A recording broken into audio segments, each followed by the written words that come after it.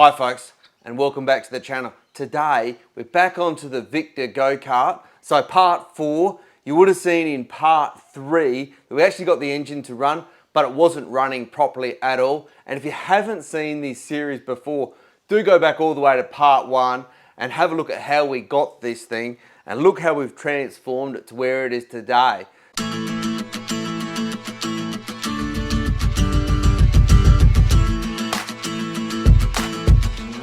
So anyway, what I'm planning on doing is actually want to get this engine a little bit more vertical. I want to get that exhaust muffler just back a little bit further from that driver's left arm there. And we've also got to get the fuel side of it sorted because the carburetor just wasn't running properly. I've also got another pull starter and I want to get a decompressor actually set up on this engine, because I think that's why this starter has actually failed, because it's literally got so much compression with that decompressor port plugged up. So let's get into it, folks.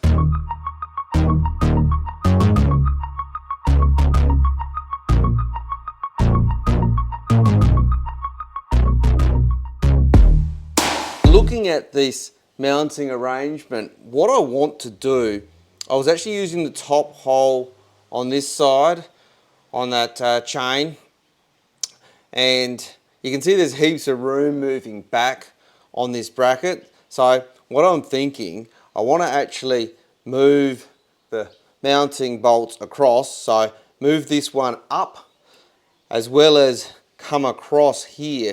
So what I'm thinking I'll do is I'll just hold the engine in the rough spot with the chain on it and see how far I can bring it across, because as it comes across, it's actually going to change the orientation as well, I think. And then we'll mark a spot with a marker and we'll try to drill a new hole in the top bracket there. And then we will line it up and try to get the one across here. However, this sprocket might end up being in the way, so I don't know, we'll just have to kind of wing it.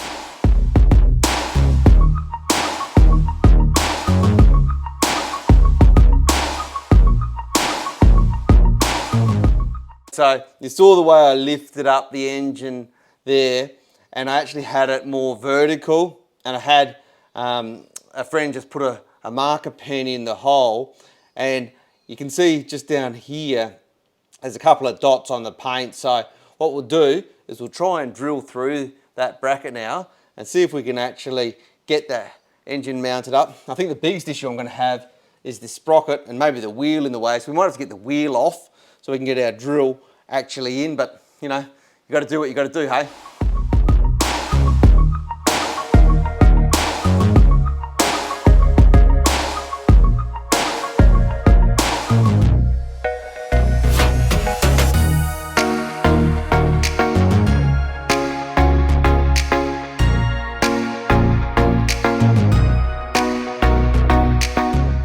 Okay, so much drilling of holes. You saw there on the time lapse that I actually ended up drilling a few different holes, but I think I've got there in the end. I do feel a bit like Caddyshack with so many holes, but if you have a look now, we've got the engine nearly vertical. I did take the fuel tank off there, so we may need to work out an alternative mount for the fuel tank, but I'm really happy because you can see we've moved that muffler way back now, and I suppose if I just jump in the Go Kart, we can just swing around like this, and you can kind of see now that before that muffler was just in behind here. Now we've actually really got to take our hand off the steering wheel and bring it back.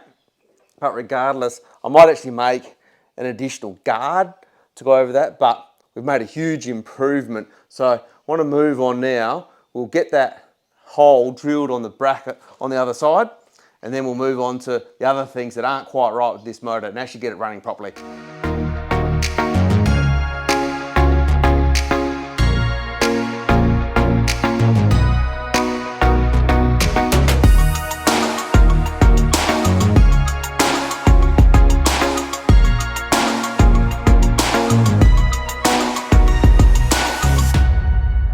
So we've got that engine mounted back up, and as I explained, I'm pretty happy with the way that's come together. So let's just see now how the fuel tank's going to mount up now. So it's going to have plenty of clearance from the top of the head. Well, maybe not plenty, but it's going to have enough clearance. And we'll be able to route that fuel line around to the carburetor. So pretty happy with that, to be honest. However, just looking at it, perhaps we could actually just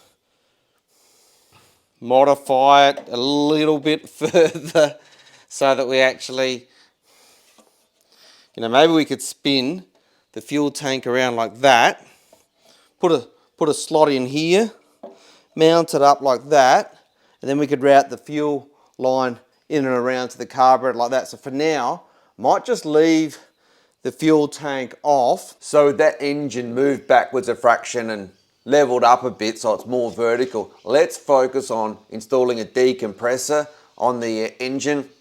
And I've got another starter, because if you've seen the earlier parts of this series, you see that the starter on this engine's flogged out. And I think that's really because it's got so much compression, because someone has removed that decompressor and put a spark plug. So let's get this decompressor fitted up now.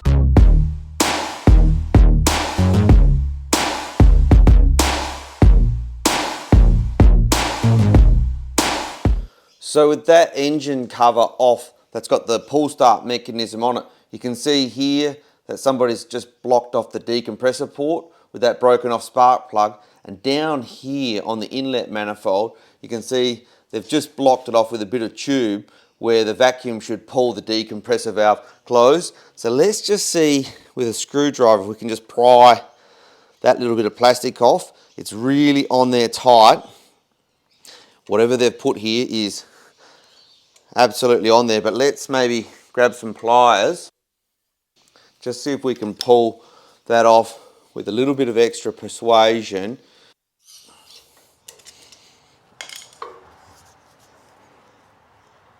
There we go, got that off, that little plug, and we might actually keep that in case we need that in the future, who knows. And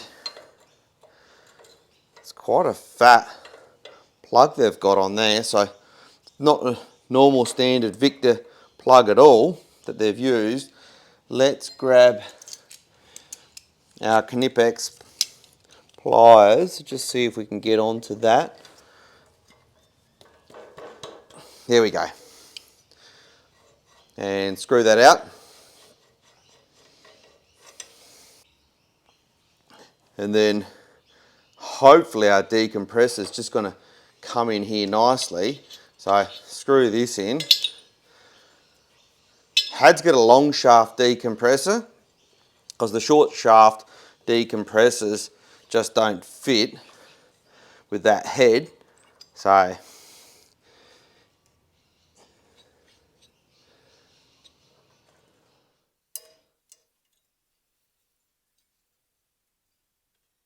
yep. And let's just nip that up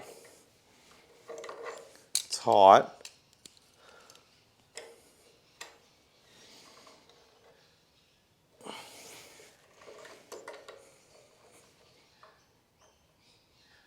That should be fine. And then should just be able to rotate that around like that and pop on the suction for the decompressor. So I actually think that tube's a little bit too long. Let's see though how this engine cover is going to work with that decompressor before we go too far. So is it going to actually fit in and on? Oh yep, that's going to fit in nicely. So I think what we'll do is we'll just shorten that hose down for that decompressor. So let's just get that cover off. And yep, I think that orientation of that coming down just like that is perfect. So let's just cut that decompressor hose. So I think about that length will be perfect. Just try to straighten that up a little bit. You know what? I'm going to try that actually how it is, because I think that's going to be perfect. So let's just push that on. like that. You can see that's just going to bend around just nicely, and we can pop that cover back on. And look at that. That is just fantastic. We've got good clearance everywhere with that decompressor hose now. So now that we've got that decompressor on there, let's get this old zip starter off. That was giving us some issues. We'll get this other zip starter on that I managed to salvage actually from a full crank Victa up at the farm the other day. So let's get this one off as quickly as we can. Just 4 bolts holding that on there. And this one down here.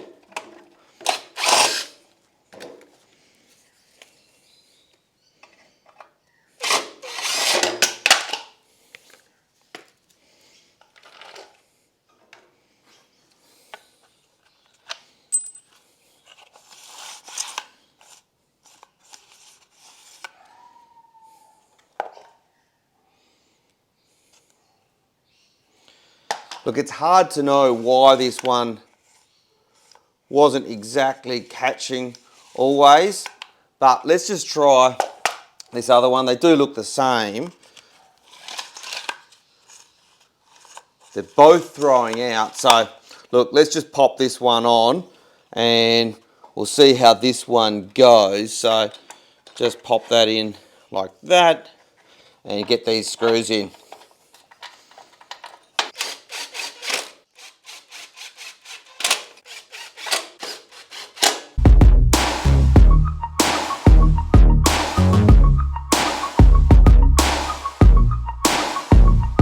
So now we've got a decompressor installed, we've got a replacement starter, and now you can see I can actually turn this over normally.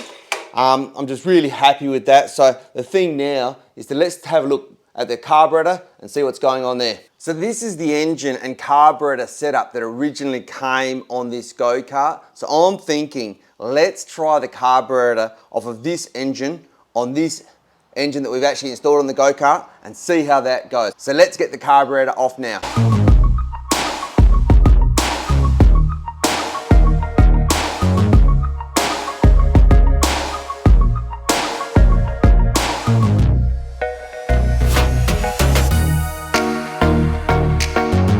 So now we've got that original carburetor on, we've got the decompressor, we've fitted some new fuel line to the tank down to that carburetor as well, topped it up with some fresh two-stroke with a good solid oil mix. Let's see if we can actually start it up again. So grab our little dolly to raise these rear wheels off the ground and come around and we'll turn that fuel tap on. Just turn it on all the way. And I'll just press the primer on that carburetor till I see fuel coming out there. And I'm just going to hold this throttle open and we'll just pull the handle and we'll just see what happens.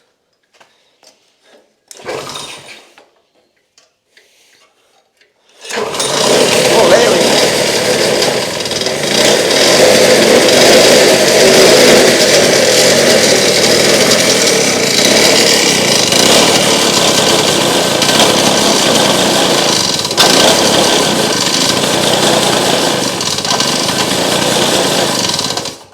Well, there you go, folks. She's alive again. Now, as you can see, that doesn't look like it wants to come back to idle. So similar to the last carburetor, I think it's actually better. So I think what we do now is we actually hook up this to the accelerator cable and see if we can get any adjustment out of this carburetor, warm up the engine and see if we can actually get it back to a idle. So let's get the throttle cable now hooked up down here so that we're actually onto the pedal for the Go Kart. And then what I've done, I've actually wound the adjustment screw for the throttle up on top of the carburetor all the way in, because once we secure it down here, we can then adjust it up to try to get that to a point where it brings the RPM up to enough where it'll actually idle. So I reckon what we'll do is we'll cut this cable tie here and get this sheath off, which was from the throttle cable from the other carburetor. And we will thread this through here and down through the connector to the accelerator cable, just like that. And then we can pop our little modified electrical connector. I think that's what it is. We can pop that through down here. So with that throttle cable now hooked up, we can reach back and press the accelerator, and we can clearly see that's pulling the carburetor open. Now, I think what I'll do now is just cable tie that accelerator cable just up, so it just keeps it out of the way from everything. So then with the accelerator cable hooked up like that, let's give it a pull and see what happens.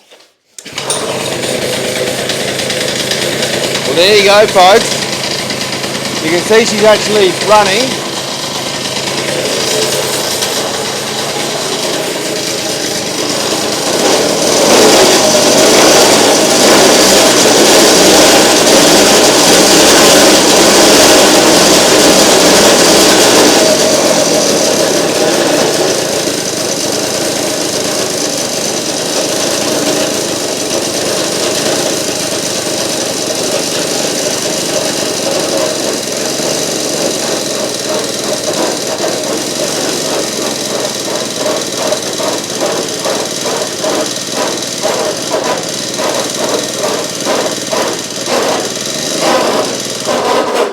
Well, folks, we're clearly getting closer with the Victa Go Kart project here. You can see there, I was able to slow it down a fraction. We can probably do some refinement and get this engine actually idling slower.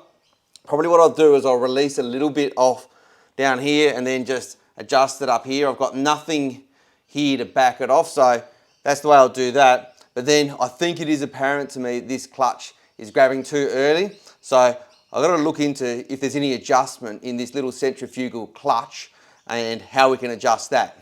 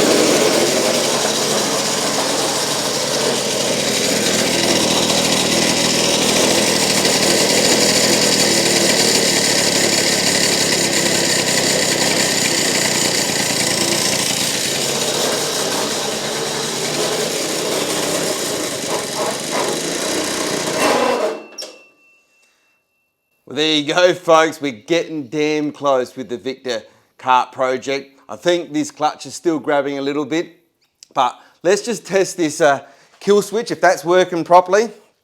So just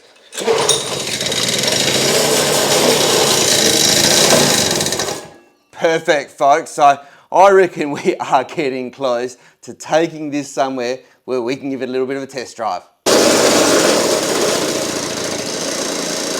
Listen to that, folks. Got the clutch so it's not scraping there, but the brake on. The motor's just idling. I think I've got this set up perfectly now.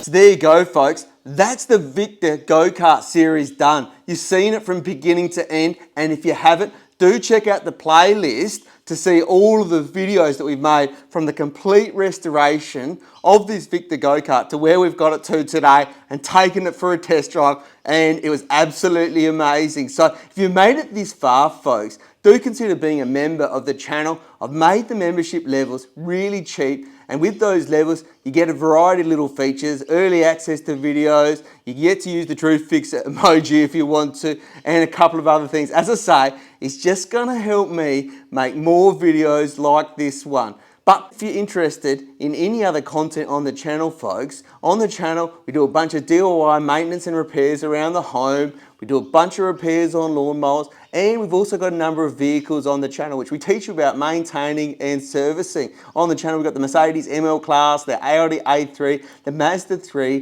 the early Ford Falcon, and occasionally we see a few others pop in as well, little Holden Barina, Toyota Corolla, BMW Z4, so there really is something in it for everyone. And as I say, folks, if you have liked this video, give us a like and drop us a comment down below. That's truly appreciated. And if you're interested in any of that content that I've mentioned, do consider subscribing to the channel. But folks, until next time, have a good evening.